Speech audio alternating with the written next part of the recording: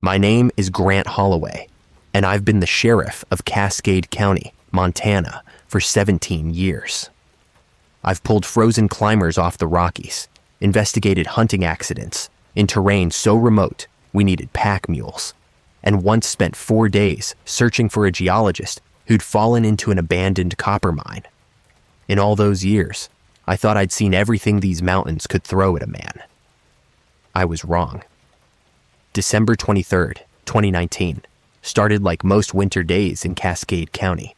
The temperature sat at 14 degrees when I arrived at the station at 6 in the morning. My deputy, a solid kid named Aaron Voss, had the coffee going and the scanner crackling with static. The weather service predicted a front moving in by nightfall, nothing we couldn't handle, but enough to make me want everyone off the high trails before dark. I just settled into my chair with the incident reports from the night shift when the phone rang. It was Linda Marsh, the manager of the Timber Ridge Resort, about 20 miles northeast of town. Her voice had that particular tension that meant bad news. Grant, we've got a missing hiker, Trevor Hoffman, 34 years old, from Seattle. Checked in 3 days ago, told the front desk yesterday morning he was taking the Whitefish Ridge Trail. Said he'd be back by 5. Never showed. I pulled out the topographical map we kept pinned to the wall. Whitefish Ridge was a moderate trail, 10 miles round trip, well marked. But in December, with snow covering the markers and ice, making the rocky sections treacherous, moderate could become deadly fast. You contact his family.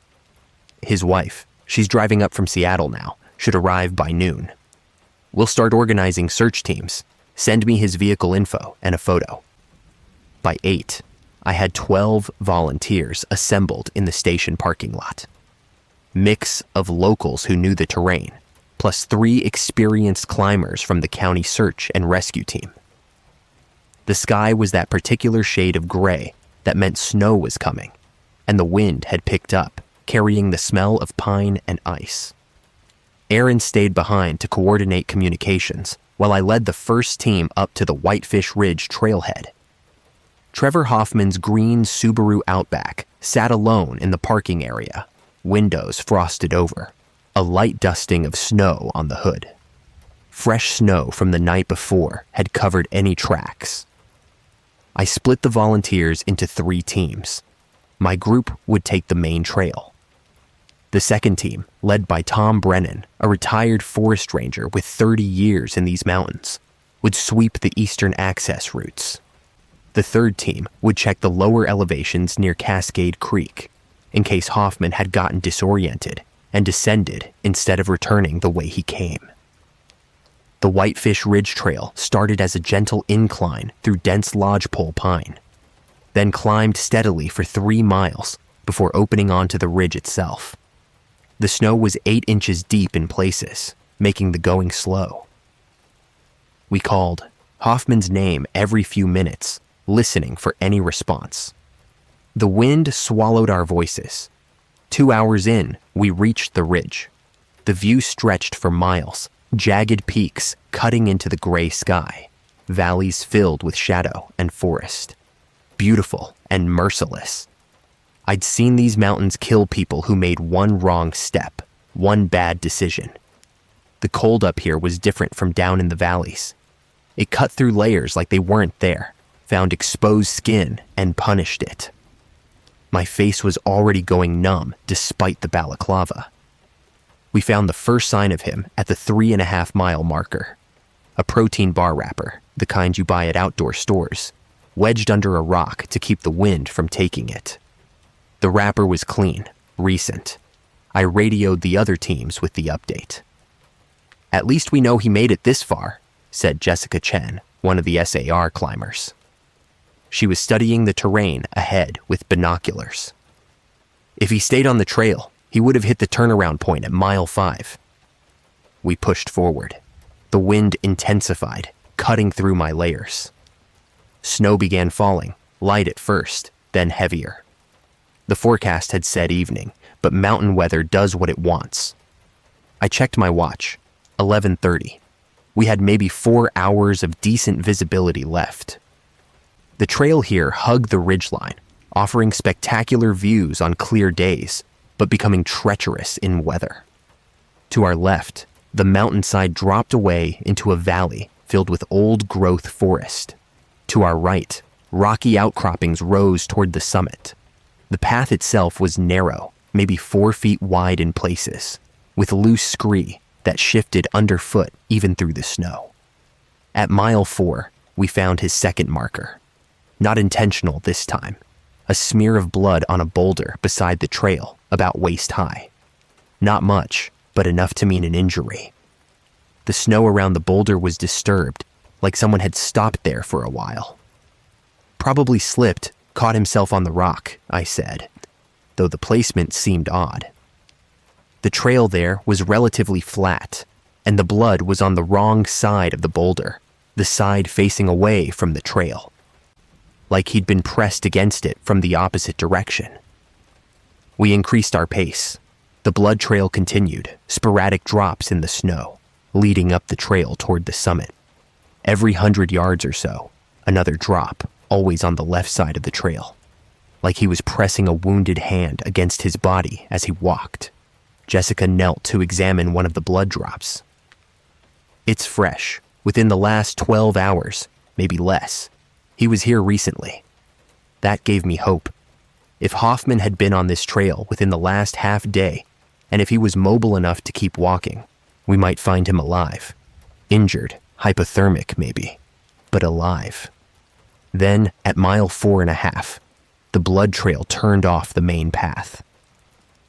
I stopped, studying the deviation. The tracks led northeast, away from the established trail, into a section of forest thick, with deadfall and rocky outcroppings. No reason to go that direction. The terrain was rougher, no scenic viewpoints, nothing but dense wilderness stretching for miles. If Hoffman was injured and disoriented, he might have mistaken this for a shortcut, or thought he was still on the main trail. But the deviation was so abrupt, so deliberate looking. The tracks didn't wander off gradually. They turned at a sharp angle and headed straight into the trees. Could he have gotten disoriented?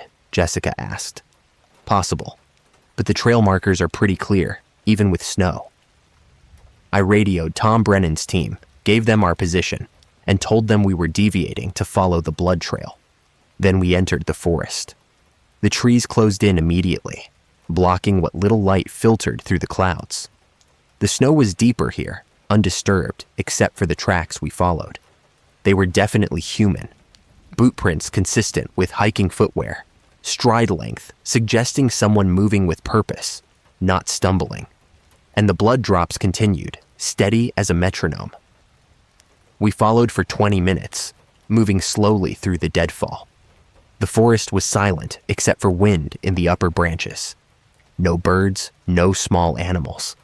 Just that heavy, waiting silence that means deep wilderness. I'd been in these mountains long enough to recognize when something felt wrong. The trees here were too still, the shadows too deep. It was a feeling I couldn't articulate, just an unease that settled in my gut. Then Jessica, who'd moved ahead, stopped abruptly. "Grant, you need to see this." I pushed through a tangle of branches and stopped. We'd entered a small clearing, maybe 40 feet across. The snow here was trampled, compressed, like something had been moving in circles, and in the center of the clearing stood a structure. It was a hunting blind, old and weathered, constructed from local timber and camouflage netting. But it wasn't the structure itself that made my skin crawl. It was the arrangement around it. 7 cairns, stacks of stones about 3 feet high, formed a perfect circle around the blind. Each cairn was topped with an animal skull. Deer, elk, something smaller I thought might be coyote. The skulls were old, bleached white, but the arrangement was recent. The stones showed no snow accumulation between them, like they'd been placed after the last snowfall, which meant within the last 24 hours. "What the hell is this?" said Marcus, one of the local volunteers, a hunting guide who'd lived in these mountains his entire life. "I've been all over this range, never seen anything like this." I approached the nearest cairn carefully. The stones were carefully selected, fitted together with precision. Whoever built these had taken time, had done it deliberately. The skull on top was an 8-point buck, positioned to face inward, toward the blind. The eye sockets seemed to track me as I moved. The blind itself was empty, just a wooden platform, with a partial roof and walls on 3 sides. But the floor was stained dark, and the smell that came from it, even in the cold, was organic. Old blood, I thought. A lot of it. The stain covered most of the floor, soaked deep into the wood. This wasn't from field dressing a kill. This was something else. "The tracks go past this," Jessica called from the far side of the clearing. "Continue into the woods." I took photographs of the cairns and the blind with my phone, though the overcast sky made the images dim. This was evidence of something, though I wasn't sure what yet. Illegal hunting, some kind of ritual site. Either way, it had nothing to do with finding Trevor Hoffman. We needed to keep moving. But as we prepared to leave the clearing, I noticed something else. Scratched into one of the wooden posts supporting the blind was a symbol. A circle with 7 lines radiating outward, like a crude sun. And beneath it, carved in smaller letters, "The mountain remembers." I photographed that too. Then we followed the tracks out of the clearing. They continued northeast, and the blood drops continued with them, that same steady pattern. Left side, every 100 feet or so. The terrain grew rougher. We were climbing now, moving through an area where a rock slide had torn a scar through the forest years ago. Massive boulders lay scattered among broken trees. The wind howled through the gaps, creating sounds almost like voices. Words I couldn't quite make out, syllables that seemed to form meaning just beyond comprehension. My radio crackled, Tom Brennan's voice, broken by static. "Grant, found something. Mile marker 7, the main trail." "Tom, repeat. You're breaking up." "Body, need you to?" The radio dissolved into static. I tried calling back, got nothing. The mountains did this sometimes, blocked signals in valleys or behind rock faces. But we were high up, should have had clear line of sight to Tom's position. I checked my GPS. Tom's team had been sweeping the eastern routes, should have been roughly 1.5 miles from our current position. I looked at the tracks we'd been following, disappearing into the rock field ahead. Then at my team. 4 people, including myself, enough to split. "Jessica, take Marcus and continue following these tracks. Don't engage anyone, just track and report.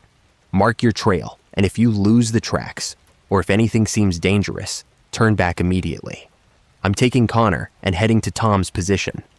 We split up. As Connor and I turned back toward the main trail, I caught one last glimpse of Jessica and Marcus following those tracks into the rocks.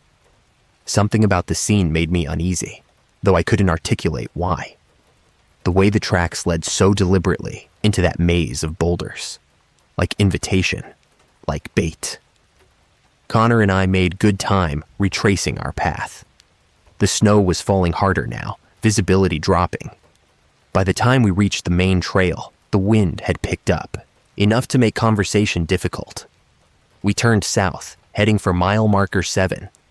The main trail felt different now, though I couldn't say exactly how. The trees seemed to lean in closer. The shadows between them were deeper, more absolute. I kept catching movement in my peripheral vision, but when I turned to look, there was nothing. Just trees and snow and gray light. We found Tom's team gathered in a tight cluster just off the trail, near a steep drop-off that led down into a rocky ravine. Tom saw us approaching and separated from the group, his face set in that careful, neutral expression that police and search professionals learn, the one that means something bad. "We found him," Tom said simply. He led me to the edge of the drop-off. 20 feet down, wedged between 2 boulders, was a body. Male, dressed in winter hiking gear, a blue jacket visible beneath a coating of snow. One arm was bent at an unnatural angle, and the position of the legs suggested severe trauma. From this angle, I couldn't see the face. "Looks like he fell from up here," Tom continued. "Probably lost the trail in the dark or weather, walked right off the edge. The drop's not sheer, but with these rocks, the fall would have been fatal. We haven't descended to check vitals yet, waited for you." I studied the terrain. The trail there ran close to the edge, and with snow cover, the boundary between solid ground and air would be easy to miss in poor visibility, a common way to die in these mountains. But something bothered me. The snow around the edge was disturbed, yes, but not in a pattern consistent with someone stumbling over. It looked more like someone had been standing there, contemplating, then jumped deliberately. "Connor, radio Aaron, tell him we found a body at mile marker 7, Whitefish Ridge Trail. We'll need recovery equipment and the coroner. Tom, let's get down there and confirm." Tom and I descended carefully, using the rocks for handholds. The wind was worse in the ravine, funneling through the gap with a sound like rushing water. Snow had accumulated in the spaces between boulders, making footing treacherous. Ice coated many of the rocks, forcing us to move slowly. We reached the body. It was wedged tight, legs bent beneath it, head turned to the side. Tom knelt, brushing snow from the jacket, searching for a pulse at the neck, even though the body's position and stillness made the result certain. "He's gone," Tom confirmed. "Been dead a while, body's frozen solid." I moved around to see the face. The skin was waxy, gray-blue from cold and death. Ice crystals had formed on the eyelashes and in the stubble on the jaw. Male, mid-30s, brown hair. The face was marked with abrasions, consistent with the fall. But there was something else. His expression wasn't one of surprise or fear. It was peaceful, almost serene, like he'd welcomed what happened. I pulled out my phone, brought up the photo Linda Marsh had sent me of Trevor Hoffman.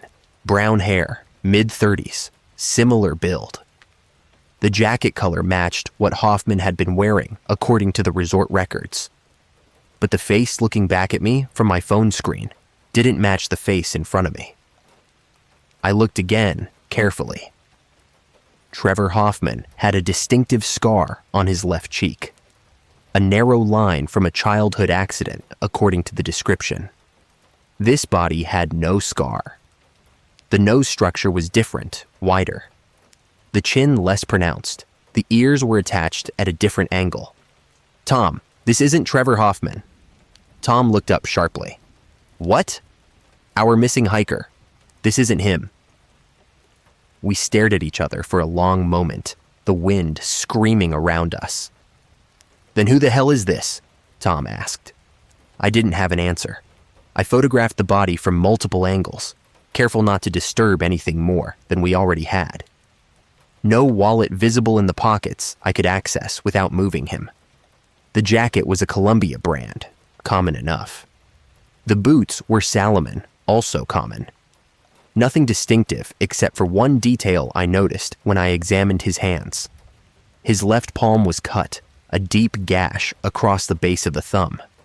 Fresh enough that it hadn't completely frozen, still showing red tissue beneath the ice. And the pattern of the cut was odd, too straight to be from a fall.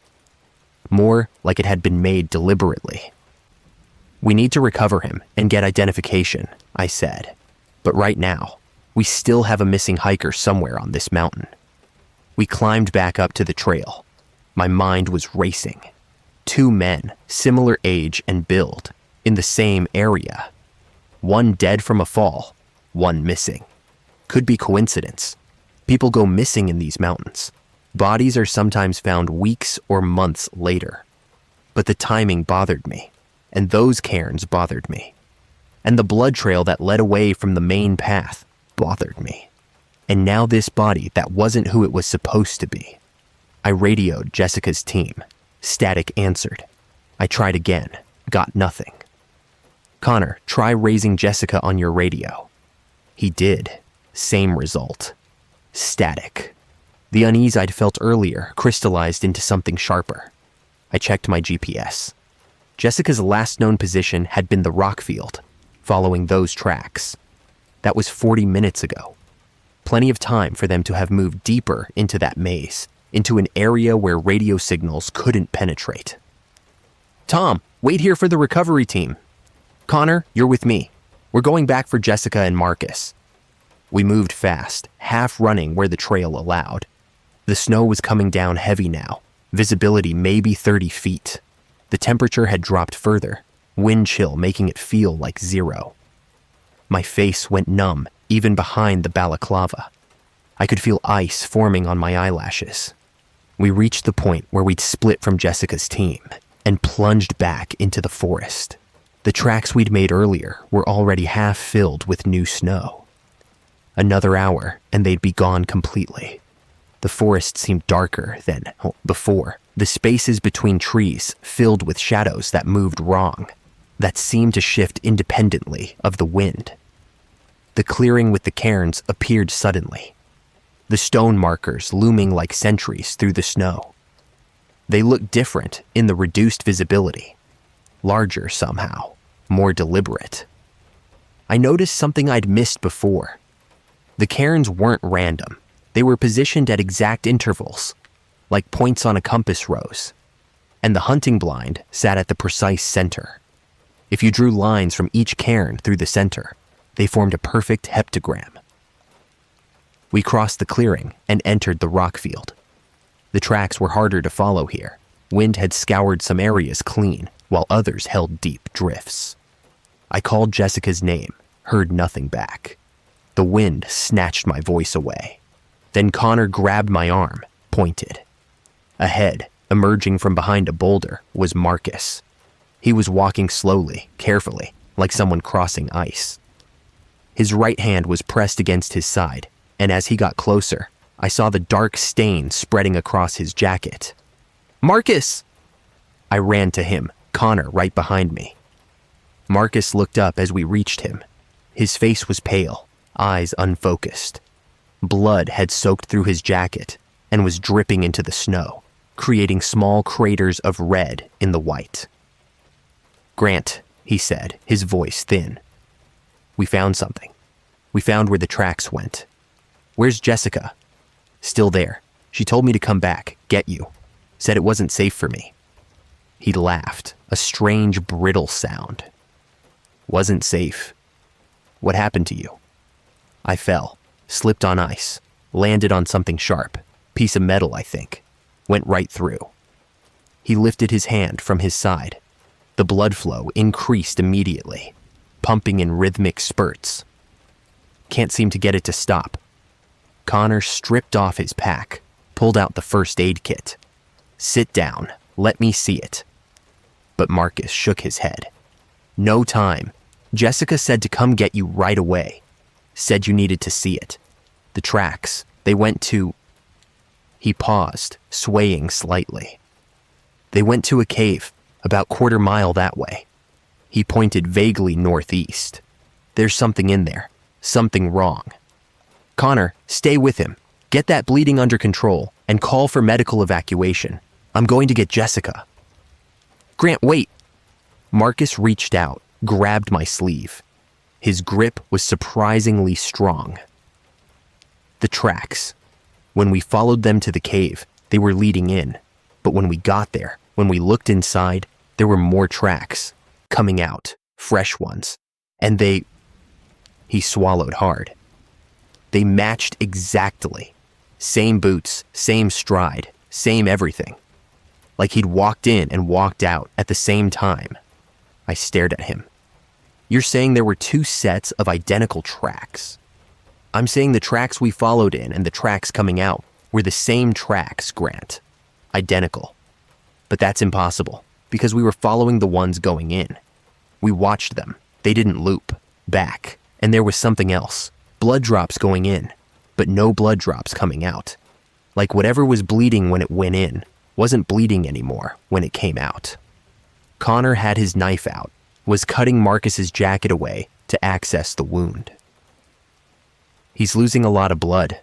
Might be delirious. I'm not delirious, Marcus said. but his voice lacked conviction. His eyes were getting that glassy look that meant shock was setting in. "Tell him, Grant. Tell him about the cairns, about that symbol carved into the blind. You felt it too. Something's wrong with this mountain." I made a decision. "Connor, call this in. Get Aaron to send whoever he can spare up here with medical equipment. Tell them we need evacuation for Marcus, and we need it now. Mark this location and don't leave him. I'm going to get Jessica." I left them there and moved into the rock field, following the direction Marcus had indicated. The wind had risen to a howl, driving snow into my eyes despite the balaclava.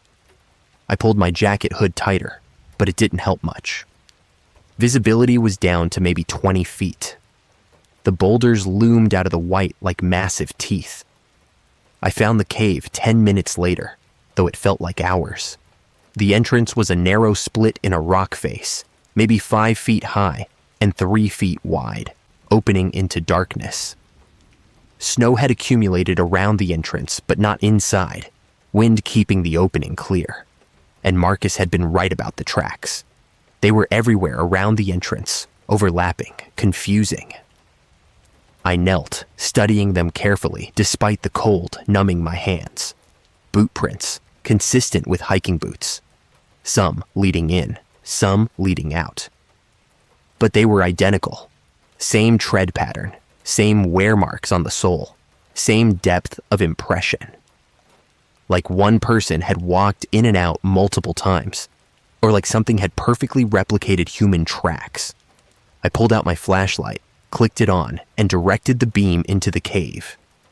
The entrance passage ran back about 15 feet, then opened into a larger chamber. The walls were rough granite, natural formation, nothing carved or modified. The floor was relatively flat, scattered with small rocks and debris. "Jessica!" My voice echoed back at me, distorted, multiplied. "Jessica, you in there?" Silence, then faint. "Grant, I'm here. Don't come in. Don't..." Her voice cut off abruptly. I entered the cave, moving carefully. The temperature inside was noticeably warmer than outside, probably 40 degrees. The wind sounds faded, replaced by a strange acoustic quality, like being inside a drum. My footsteps echoed weirdly, seeming to come from multiple directions at once. The entrance passage opened into a chamber about 20 feet across. Jessica stood in the center, her flashlight beam directed at the far wall. She didn't turn when I entered.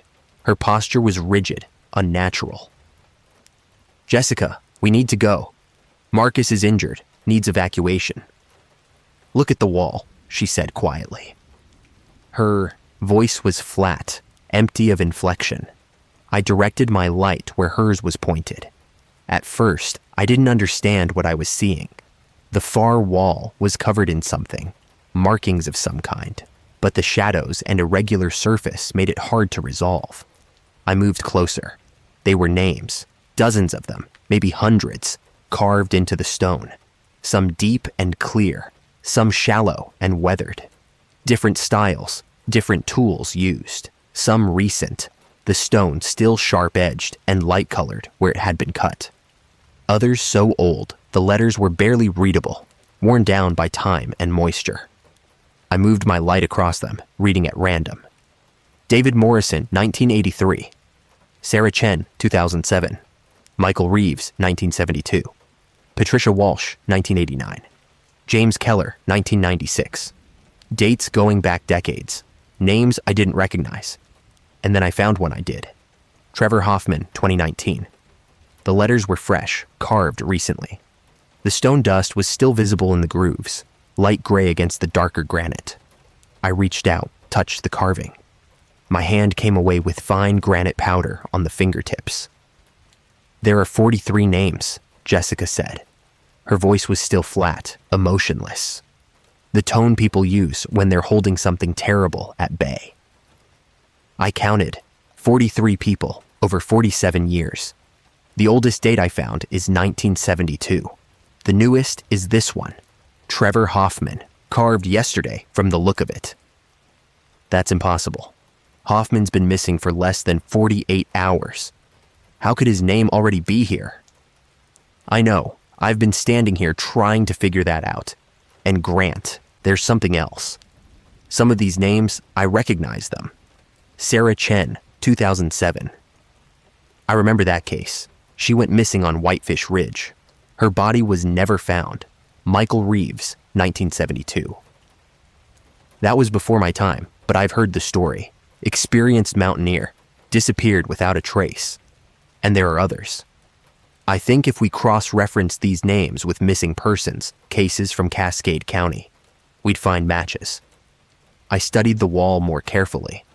The names weren't random. They were arranged in columns, grouped by year. Some years had multiple names. Most had one or two.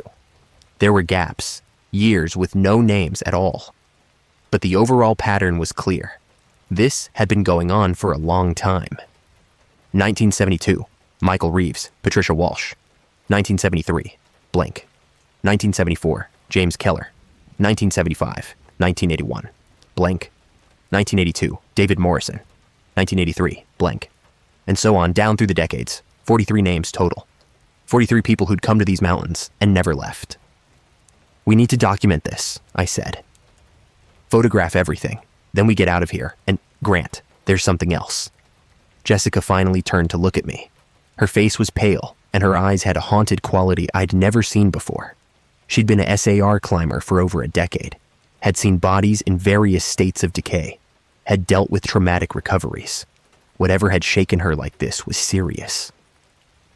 That passage there, she pointed her light to the left side of the chamber. There was an opening there, another passage leading deeper into the rock. I hadn't noticed it initially, shadowed as it was.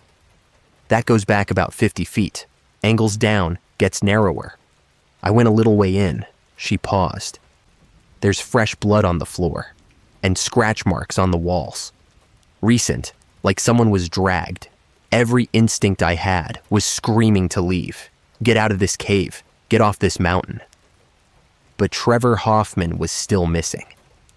And if there was even a chance he was somewhere in this cave system, alive and injured, I couldn't leave him. Stay here, I said. If I'm not back in 5 minutes, go get Connor and Marcus and get off this mountain. Call the state police. Tell them everything. Grant, 5 minutes. I mean it, Jessica. I entered the side passage before she could argue. The space closed in immediately, ceiling dropping to barely 6 feet, walls narrowing to maybe 3 feet apart. My shoulders brushed stone on both sides. The floor angled down at about 15 degrees, rough and uneven. I had to duck my head to avoid scraping it on the ceiling. The blood was there, like Jessica said. Drops and smears on the stone, leading downward. Fresh enough that it hadn't dried completely. Still tacky when I touched it. The scratch marks were on both walls, frantic gouges in the stone, like someone had been dragged and tried to stop themselves. Some of the gouges were deep enough that they must have been made with metal, not fingernails. A knife maybe, or climbing equipment. The passage descended for about 40 feet, then opened into another chamber. This one was smaller, maybe 10 feet across, with a low ceiling that made me duck. My flashlight beam swept the space. Empty. No Trevor Hoffman. No body. No equipment. Just bare stone, and in the center of the chamber, another cairn. This one was different from those outside. It was taller, maybe 5 feet, and more carefully constructed. The stones were smooth river rock, not local granite.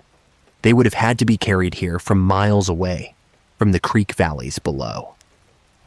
Someone had expended significant effort building this. The cairn was topped not with a skull, but with a piece of polished wood carved into a spiral pattern that hurt to look at. The spiral seemed to move in my peripheral vision, rotating slowly. And around the base of the cairn, arranged in a circle, were 7 objects. I knelt, examining them with my light. A wallet, a phone, a watch, a wedding ring, a set of car keys, a compass, a pocket knife. I picked up the wallet, flipped it open. The driver's license showed Trevor Hoffman's face staring back at me. Seattle address, expiration date 2023. There were credit cards, $43 in cash, a photo of a woman I assumed was his wife. The phone was locked, an iPhone with a cracked screen. The watch had stopped at 3:17. I didn't know if that was AM or PM or what day. The wedding ring was inscribed on the inside. To Trevor, always yours, M. The car keys had a Subaru fob.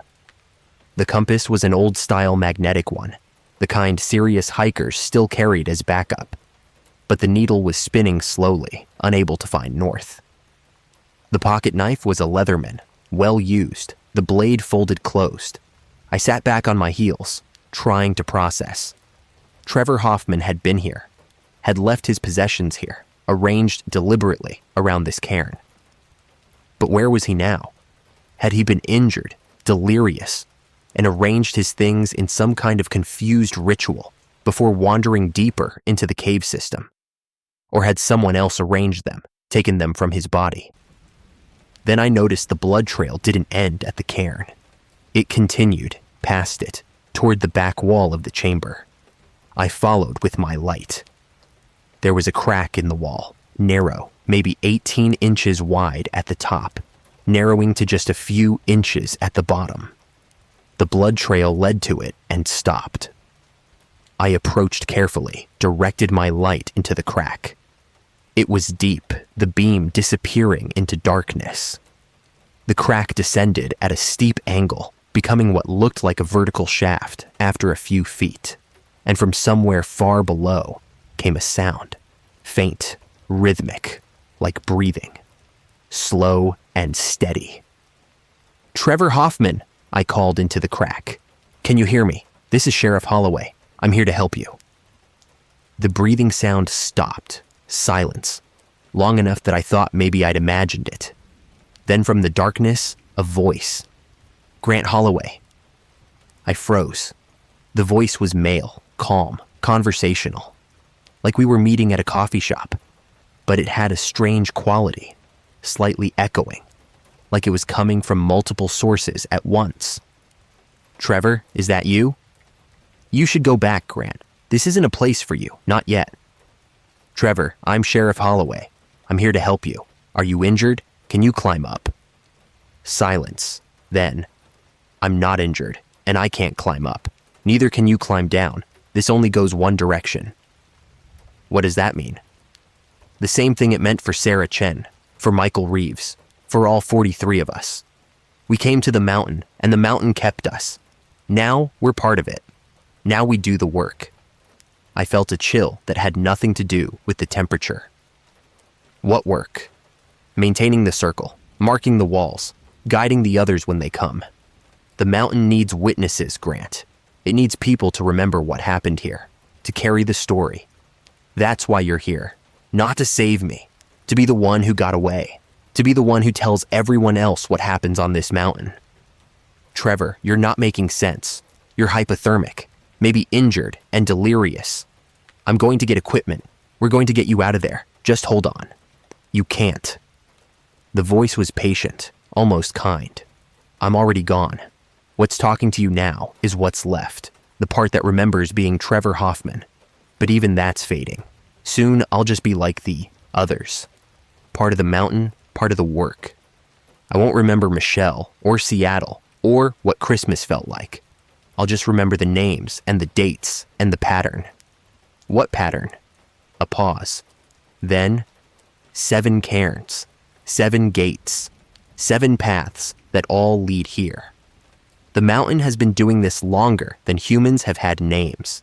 It takes people sometimes. Not many. Just enough to keep the memory alive. Just enough to make sure someone always knows. 7 every 7 years, that's the old pattern. But it's been changing. More people coming to the mountains now. More people walking the trails. The pattern has to adapt. "What happened to you? What really happened?" "I followed the blood trail, just like you did. It led me to the cairns, then to the cave, then to this chamber. And when I stood at the crack, something spoke to me from below. Told me things about the mountain, about the people who'd come before. showed me their names on the wall, and I understood. This place is old, Grant. Older than the trees, older than the rock. It was here before anything else, and it will be here after. It takes people sometimes, pulls them down into itself, makes them part of the pattern. We become the mountain's memory, its witnesses. That doesn't make sense. Mountains don't have consciousness. They're geological formations. Is that what you really think? After seeing the cairns, the wall of names, finding my things arranged around the center stone, you think all of that happened by accident, by human agency? The voice laughed, a sound like wind through trees. I thought that too at first, thought there must be a person doing this, a killer, a cult, something rational. But then I looked down into the crack, Grant. I looked down and I saw. And once you see, you can't unsee. You become part of it. Saw what? Silence. When the voice spoke again, it was quieter, sadder. The underneath, the place where the mountain keeps everything it's taken. All of us, everyone whose name is on that wall. We're all down here, Grant. Not dead, not alive, just existing, maintaining the pattern, waiting for the next 7. I backed away from the crack. My rational mind was scrambling for explanations. Head injury, hypothermia, some kind of psychotic break. Maybe Hoffman had fallen, hit his head, and was now wedged somewhere in the cave system, hallucinating. But the calm certainty in that voice made my skin crawl. I'm leaving now, I said. I'm coming back with a team. We're going to find you and get you out. No, you won't. You'll leave the mountain, just like you're supposed to. You'll file your report, say you found evidence, but no body. The state police will search, won't find anything conclusive. And late at night, when you can't sleep, you'll wonder if it was real, if I was really down here. And that wondering will be enough. The mountain will have its witness. I turned and left the chamber, moving fast up the passage toward the main cave. Behind me, from the darkness, I heard that voice one more time. Merry Christmas, Grant. Tell Michelle I'm sorry. Tell her I didn't mean to leave her alone. Tell her the mountain was beautiful. Tell her that. I reached the main chamber. Jessica was still there, her light still fixed on the wall of names.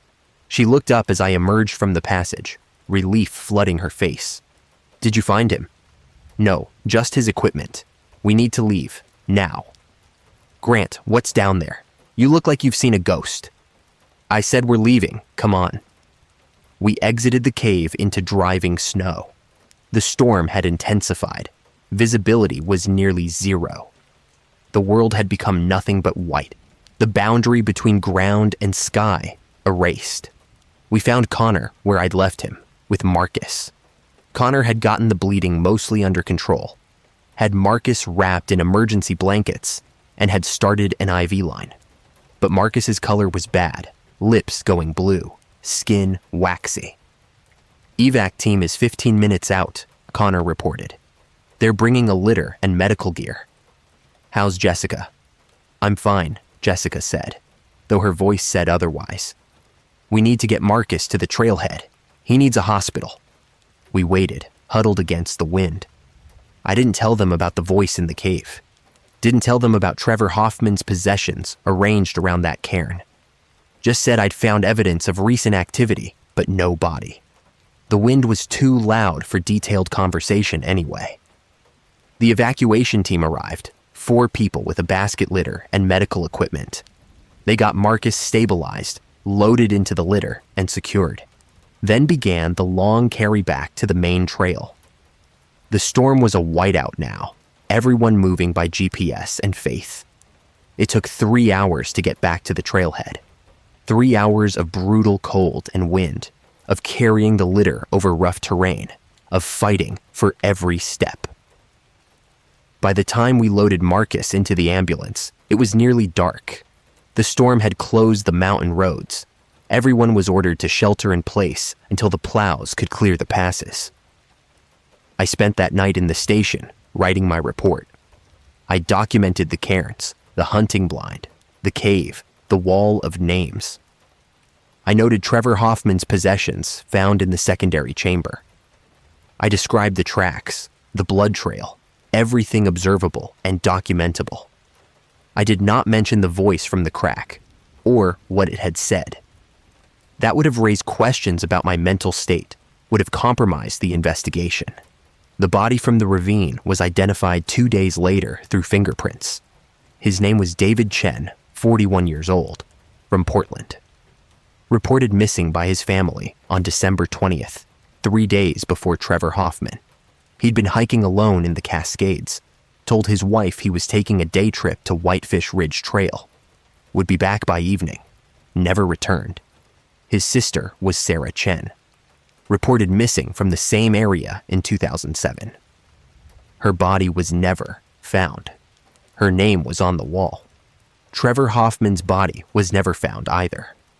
The state police searched the cave system extensively, brought in spelunking equipment and ground-penetrating radar. They found the wall of names, documented all 43, started cross-referencing with missing persons, reports going back 5 decades, found matches for 31 of them, people who'd gone missing in Cascade County, all from the same general area. All unsolved. The FBI got involved. Theories ranged from a serial killer using the caves to dispose of bodies to some kind of cult operation. The cairns and hunting blind were dismantled, examined for evidence. Nothing conclusive. No fingerprints, no DNA, no tool marks that could be traced. The cave was closed to public access, posted with warnings, and a locked gate installed at the entrance.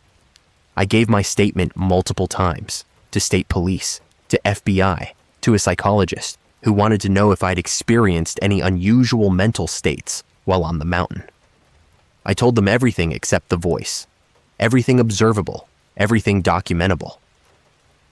Jessica gave similar statements. She transferred to a county in eastern Montana 3 months later. Told me the mountain bothered her, said she kept dreaming about those names on the wall. Said in the dreams, she'd see her own name being carved, feel the chisel cutting into stone, but she couldn't stop it. Marquez recovered. The metal he'd landed on, which turned out to be a rusted piece of mining equipment from the 1800s, had pierced his side but missed major organs. He was back to work in 6 weeks.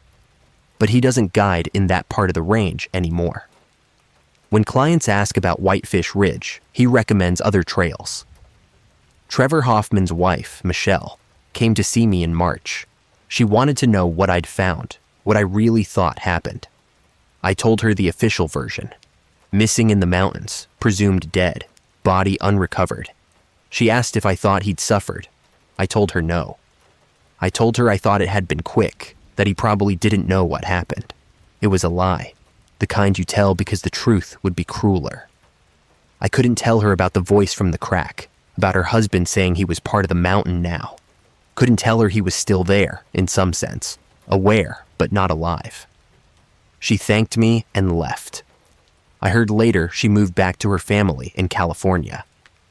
I sent her Trevor's wallet and wedding ring, the possessions we'd recovered. The state police had finished processing them as evidence. She never responded, but I didn't expect her to. I'm still sheriff of Cascade County. Still pull people off the mountains, still investigate accidents and missing persons. We've had 4 more disappearances in the 3 years since Trevor Hoffman. 2 bodies were recovered. 2 weren't. The names: Patricia Wilson, 2020. James Martinez, 2020. Elena Rodriguez, 2021. Kyle Brennan, 2022. I haven't been back to that cave. Don't intend to. But sometimes, late at night when I can't sleep, I pull out the photographs I took, the cairns, the wall of names, and I zoom in on Trevor Hoffman's name, study the way the letters are carved. The stone dust in those grooves was fresh, carved recently. But Trevor Hoffman disappeared 2 days before I found that cave, before anyone knew he was missing, before his name would have meant anything to anyone in those mountains. So who carved it? And when? And why does the list now have 44 names instead of 43? I checked last month. Made an excuse to visit the closed cave site. Said it was for an anniversary review. The gate was locked, but I have keys. I went inside, alone, with just a flashlight and my service weapon. Told myself I was just verifying the site's security. I went to the wall. There's a new name, right below Trevor Hoffman's. David Chen, 2019. Carved fresh, stone dust still in the grooves. And at the bottom of the list, not yet carved, but scratched lightly, like someone was planning ahead, like someone was making preliminary marks. Grant Holloway. No date yet, just the name, just those letters, scratched into stone in a hand that was definitely not mine. I locked the gate and left. Haven't been back. But I know what it means. The mountain isn't done with me. Trevor was right. I'm the witness, the one who got away, the one who carries the story. And stories need endings. Last week, I got a call about a missing hiker, college kid from Missoula. Told his roommates he was spending the weekend on Whitefish Ridge. Never came back. I organized a search party, just like I did for Trevor Hoffman. And when we reached the trailhead, I saw something that made my blood run cold. Fresh cairns, 7 of them, arranged in a circle around the parking area, topped with skulls. Deer, elk, coyote. Just like before. Someone on my team, a new volunteer who'd never been on a search before, asked what they were. I told him they were probably just some hiker's art project. Nothing to worry about. We'd check them out later. But I knew. The mountain was starting again. The pattern was continuing. And one day, maybe this year, maybe 10 years from now, I'll get another call. Another missing hiker on Whitefish Ridge. And I'll go back to those trails. And I'll find another blood trail leading off the path. And I'll follow it because that's my job. Because I'm the sheriff of Cascade County. And these are my mountains. And when I do, the mountain will be waiting. It's patient. It has all the time in the world. It's been here since before humans walked upright, and it will be here long after we're gone. And in the meantime, it takes what it needs. 7 every 7 years. Or maybe more now. The pattern adapts. I've started having dreams. In them, I'm walking through the forest toward that clearing with the cairns. I can't stop myself, can't turn around. My legs just keep moving. And when I reach the clearing, there's someone, standing in the center. Trevor Hoffman. He smiles at me, and his eyes are black, empty. And he says, "Welcome home, Grant. We've been waiting." I wake up with my heart pounding, sheets soaked with sweat. Check the clock. 3:17 a.m., always 3:17. The same time Trevor Hoffman's watch stopped. Merry Christmas. The mountain sends its regards.